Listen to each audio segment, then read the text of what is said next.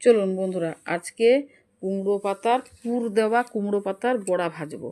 তার জন্য আমি পুরটা রেডি করেছি। পুরে ছিল সরষা, সাদা তিল, লঙ্কা, আদা আর রসুন দিয়ে একটা পেস্ট আমি বানিয়েছি। আর তিতা হবে না, লঙ্কা দেওয়া আছে, হলুদ দেওয়া আছে, লবণ দেওয়া আছে বলে তিতা হবে না। পুর একটা বানিয়েছি। এই যে পুরটা দেখছেন, আর পাতাটা আমি আগে থেকে ধুয়ে টুয়ে রেখেছিলাম। আর ওর পাতার এই যে তোমার কিছু চুল চুল থাকে, ওগুলাকে মোটামুটি পরিষ্কার করে দিতে হবে। এইভাবে আমি পেস্টটাকে যেভাবে লাগাচ্ছি ওইভাবে লাগাবেন। এ পাশে একটু লাগিয়ে দিলে একটু চিটচিট ধরে যাবে। আবার একটা এ পাশে লাগাবেন, যেমন ভালো করে চিটে যায়, যেমন মুখটা না খুলে, তাহলে সব তো এগুলো সব বেরিয়ে যাবে বা ভালো হবে না। এইভাবে আমি যেভাবে করছি ওইভাবে আপনারা করবেন। ব্যাস ভালো করে চিটিয়ে দিবেন, একদম এপাশ সেপাশ করে ভালো করে চিটিয়ে দিবেন। ব্যাস আমি প্রত্যেকটা করে নিয়েছি, এরকম 4-5টা 6টা মতন হয়েছে, করে নিয়েছি।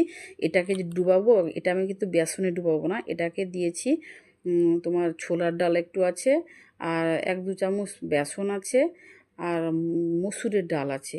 ওটাকে আমি জিরা গুঁড়া, ধনে গুঁড়া, কালো জিরে, সাদা জিরে, লঙ্কা গুঁড়ো আর খাবার সোঁড়া এইসব দিয়ে একে এবার ডুবাবো।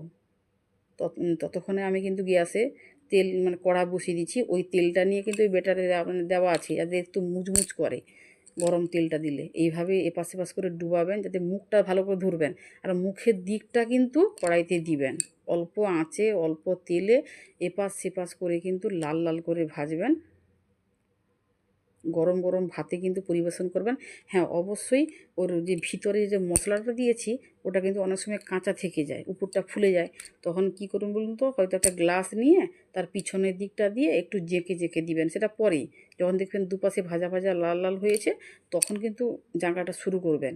এইভাবে প্রত্যেকটাকে ভেজে নেবেন। এইভাবে লাল লাল হয়ে গেছে, এই পর্যায়ে কিন্তু আপনারা জাঁকতে পারেন। খুব